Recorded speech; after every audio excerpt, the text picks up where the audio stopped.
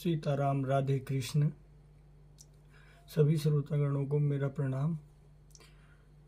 तो कल हमने जो अध्याय 2 का 49वां श्लोक समाप्त किया था, तो अभी हम अध्याय 2 श्लोक नंबर 50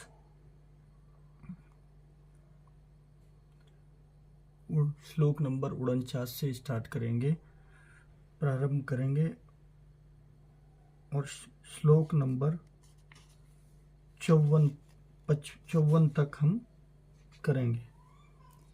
ठीक है। आशा होगी कि आपके घर में सब खुश होंगे, सुखी होंगे, सुखीमय होंगे। तो माता पिता आपके स्वस्थ होंगे, बच्चे सब स्वस्थ होंगे। तो मेरी आपसे बस यही प्रार्थना है कि आप अपने माता पिता की सेवा करें अच्छे से। ठीक है। तो माता पिता की सेवा, जैसे आप माता पिता की सेवा करेंगे तो वही फल आपको मिलेगा। और माता पिता के ही चरणों में सब कुछ होता है, ये भी आप जानते हैं, भली बातें जानते हैं। पर कुछ लोग ऐसे होते हैं जो इस बात को भूल जाते हैं।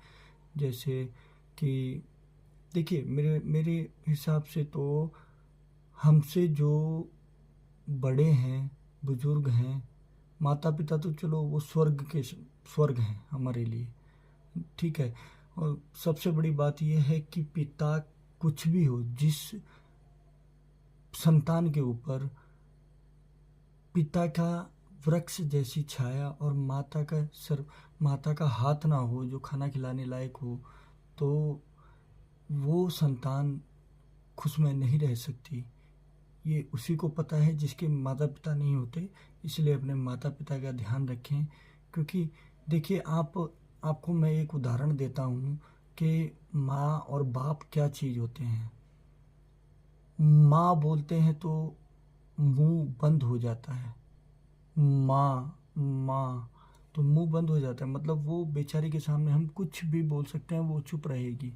पर क्या है, बाप अगर बोलते हैं बाप, ठीक है, माँ बोलेंगे तो नहीं, मैं थोड़ा उसमें वो हो गया। ठीक है। तो वो बेचारी चुप रहेगी, हमारा मुंह खुल जाता है। माँ में तो माँ है ना, तो माँ में तो मुंह खुल जाता है, तो माँ चुप रहती है। मगर बाप अगर आप बोलोगे बाप, ठीक है, तो बाप में हमारे होठ दोनों बंद हो जाते हैं ना, माँ में हमारे होठ खुल जाते हैं। तो उसमें हमारे पिताजी के खुलते हैं, पर वो हमारे भविष्य को सुधारने के लिए खुलते हैं। आपको ये नहीं पता है, बस आपको ये पता है कि जो भी संतान ये सोचती है कि बचपन में कि मेरे माता पिता या मेरे पिताजी मुझे डांटते हैं और मुझसे प्यार नहीं करते, बस पढ़ाते रहते हैं, ये सब कुछ करते हैं, ये चीज़ जब आप माँ बाप बनोगे तब आपको पता चलेगी। ठीक है। और दूसरा ये है कि बाप जो होता है ना, बाप आपके एक ऐसा वृक्ष होता है जो कितनी भी आंधी तूफान कुछ भी आए, वो अपने अंदर समेट के रखता है, पर अपने बालक और अपने बच्चे और अपनी संतान के ऊपर कभी नहीं आने देता है। माँ एक ऐसी होती है जो कभी भी आपका पेट भूखा नहीं रखने देगी, चाहे खुद का निवाला अपने मुंह में ले। तो माँ बाप से बढ़ के इस दुनिया में कोई है? कोई नहीं है। तो ये तो भगवान श्री राम भी कह गए हैं।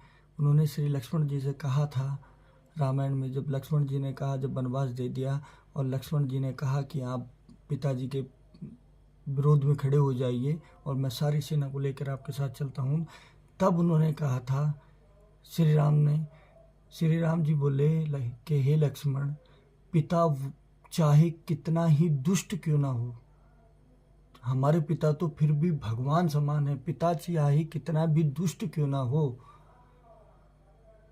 उनसे बढ़कर इस दुनिया में क्यों नहीं हो सकता, कोई नहीं हो सकता। क्यों नहीं हो सकता? क्योंकि उन्हीं के कारण हम आज इस जगह पर हैं, इस पृथ्वी लोक पर हैं। अगर वो पिता ना होते तो हम भी नहीं होते। तो पिता हमेशा सम्मान्य, माता पिता हमेशा सम्मान्य होता है। तो प्रारंभ करते हैं। राधे कृष्ण। श्लोक नंबर 49।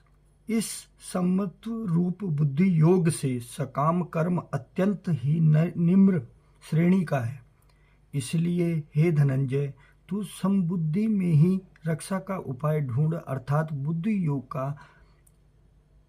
योग का ही आश्रय ग्रहण कर, क्योंकि फल के हेतु बनने वाले अत्यंत दीन हैं। ठीक है, तो श्री कृष्ण जी कहते हैं कि समत्व रूप बुद्धि योग से सकाम कर्म अत्यंत ही निम्र श्रेणी का होता है। वो बहुत निम्र श्रेणी का काम होता है अगर हम बिल्कुल समस्त बुद्धि योग से काम लेते हैं तो। ठीक है, और इसीलिए हे धनंजय, तू समबुद्धि एक समान एक जगह रखकर समबुद्धि ही रक्षा का उपाय ढूंढ, अर्थात बुद्धि योग का ही आश्रय ग्रहण कर। बुद्धि योग अपनी सोच, अपना जो दिमाग है, अपनी सोच का ही आश्रय ले। आश्रय मतलब आश्रय ग्रहण कर मतलब उसको सोच को ही सोचना है, क्योंकि फल के हेतु बनने मतलब अगर फल हेतु बनने वाले अत्यंत दीन हैं, अगर फल बन जाता है तो क्योंकि फल के हेतु बनने वाले अत्यंत दीन है। जब फल पक जाता है तो फिर उसके पास कोई उपाय नहीं होता। कच्चा फल होता है तो हम उसके जब फल उगना स्टार्ट होता है तो हम उससे कुछ किसी भी आकार में कैसे भी कुछ भी, आजकल तो टेक्नोलॉजी भी इतनी आ गई है, तब तक वो अपनी लाइफ थोड़ी जीता है। पर जब फल पक जाता है तो फल को भी पता रहता है कि कब वो डाल से टपक कर नीचे गिर जाएगा और वह ग्रहण कर लिया जाएगा। श्लोक नंबर 50। समबुद्धि युक्त पुरुष पुण्य और पाप दोनों को इसी लोक में त्याग देता है। समबुद्धि जो समझदार प्राणी है, वो वह पुरुष पुण्य और पाप दोनों को इसी लोक में त्याग देता है, क्योंकि यह मृत्यु लोक है।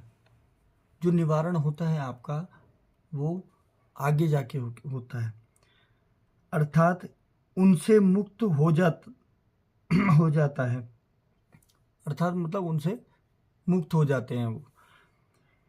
इससे तू समत्व रूप योग में लग जा। यह समत्व रूप योग ही कर्मों में कुशलता है, अर्थात कर्म बंधन से छूटने का उपाय है। इसलिए तू अपने कर्मों में ही लग जा। जो कर्म से जो बंधन रिश्ते के बंधन बांधते हैं, वो उनका उपाय है। सबसे कर्मों में कुशलता है, अर्थात कर्म बंधन से छूटने का उपाय है। अच्छे कार्य करोगे तो अच्छा ही फल मिलेगा। श्लोक नंबर 51। क्योंकि समबुद्धि से युक्त ज्ञानी जन कर्मों से उत्पन्न होने वाले फल को त्याग कर जन्म रूप बंधन से मुक्त हो निर्विकार परम पद को प्राप्त हो जाते हैं। क्योंकि समबुद्धि से युक्त ज्ञानी जन कर्मों से उत्पन्न होने वाले फल को त्याग कर। अच्छा देखिए ये क्या बोले इसमें, बोले प्रभु बोलते हैं, कृष्ण जी बोलते हैं कि हे अर्जुन, क्योंकि समबुद्धि वाले लोग होते हैं, जो ज्ञानी जन होते हैं, ज्ञानी योग होते हैं, उनके कर्मों का भी फल मिलता है, कर्मों से उत्पन्न होने वाले फल को भी त्याग कर जन्म रूप बंधन, जो जन्म रूप बंधन से भी मुक्त हो निर्विकार मतलब जिनका कोई आकार नहीं होता, निर्विकार होकर परमात्मा में परम पद को प्राप्त हो जाते हैं, परमात्मा में लीन हो जाते हैं।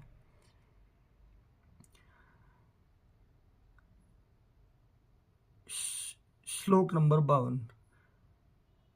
परमात्मा भक्ति अगर हो तो परमात्मा में लीन करने के लिए होनी चाहिए।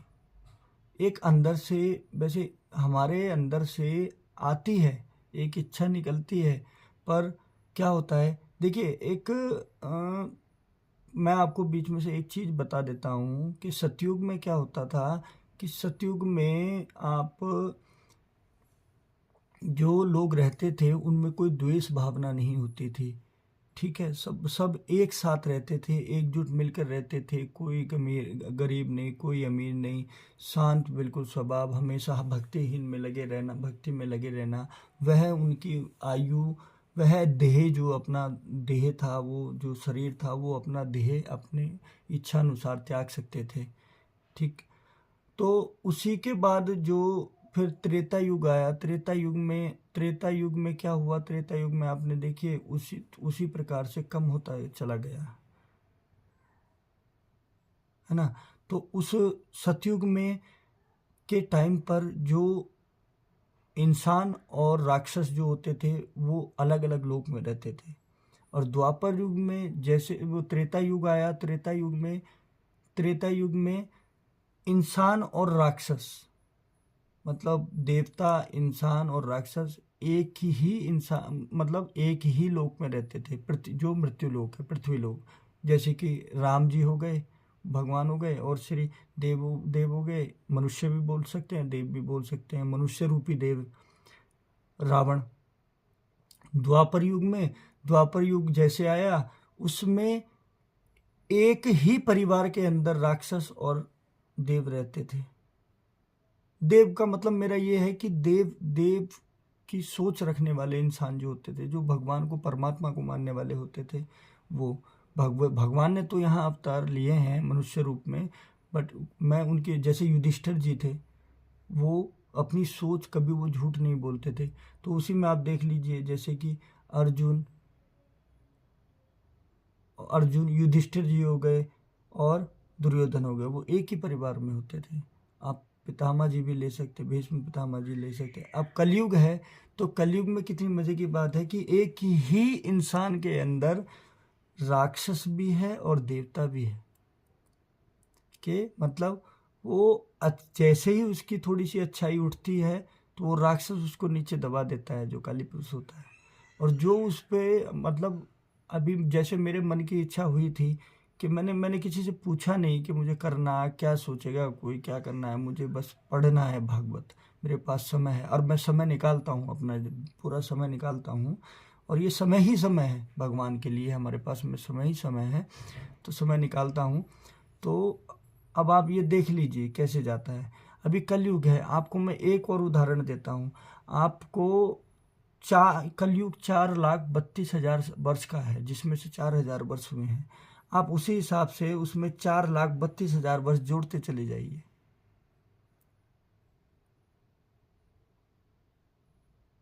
आपको हर युग की आयु पता चलती चली जाएगी कि कौन सा युग कितने साल का था। जैसे 4,32,000 ये हो गया, कलयुग हो गया, द्वापर युग हो गया, वो 8,64,000 का हो गया।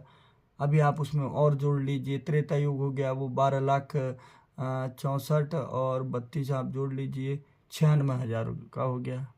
फिर आप उसमें और 4 लाख जोड़ लेंगे तो तकरीबन 18 लाख के करीब बैठ जाता है। आप ये जोड़, मतलब वैसे आप जोड़ के जाएंगे तो 18 लाख के करीब आपको जाके बैठेगा।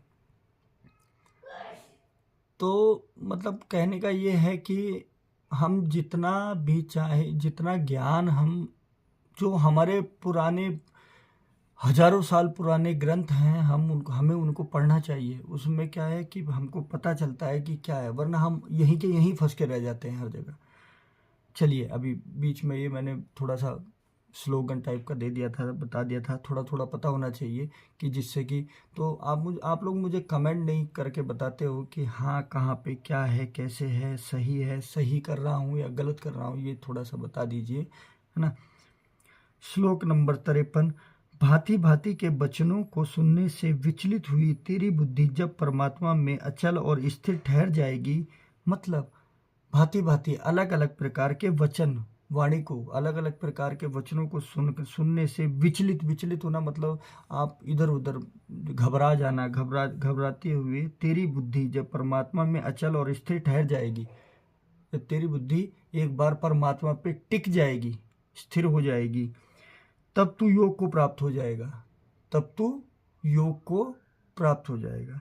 अर्थात तेरा परमात्मा से नित्य संयोग हो जाएगा, अर्थात तब तू परमात्मा को देख सकेगा, संयोग हो जाएगा, मिलन हो जाएगा। अर्जुन उवाच। अर्जुन बोले, हे केशव, समाधि में स्थित परमात्मा को प्राप्त हुए स्थिर बुद्धि पुरुष का क्या लक्षण है? वह स्थिर बुद्धि पुरुष कैसे बोलता है और कैसे बैठता है और कैसे चलता है? इसमें बोलते हैं, अर्जुन जी पूछते हैं, अभी अर्जुन उवाच चलता है, तो अब अर्जुन जी पूछते हैं कि हे केशव, समाधि में स्थित परमात्मा को प्राप्त हुए स्थिर बुद्धि पुरुष का क्या लक्षण है? मतलब कि जो समाधि में लीन हो गया है परमात्मा के लिए, स्थिर बुद्धि जो परमात्मा के लिए एक जगह उसने अपनी, जैसे किसी ने समाधि ले ली है सिर्फ परमात्मा के लिए, पुरुष का क्या लक्षण होता है, उनका क्या लक्षण होता है? वह स्थिर बुद्धि पुरुष कैसे बोलता है, पूछ रहे हैं।